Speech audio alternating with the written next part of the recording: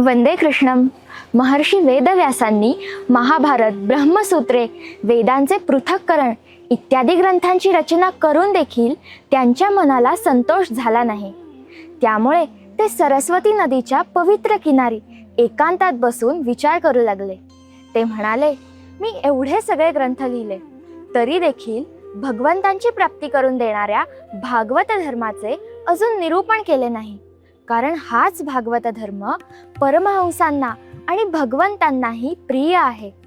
महर्षी व्यासांना आपल्यातली ही उणीव जाणवली आणि त्याच वेळी देवर्षी नारद तिथे उपस्थित झाले. देवर्षी आल्याचे पाहून व्यास महर्षी उठून उभे राहिले. त्यांनी देवर्षी नारदांचे विधीपूर्वक पूजन केले. देवर्षींनी त्यांना विचारले, भगवन, सनातन ब्रह्मतत्वाचे आपण पुष्कळ चिंतन केले आहे, ते जाणले देखील आहे. असे असतानाही आपण खिन्न का बरे आहात? देवर्षींच्या या प्रश्नाचे उत्तर महर्षींनी काय दिले ते आपण पाहूयात पुढच्या एपिसोडमध्ये. वंदे कृष्णम.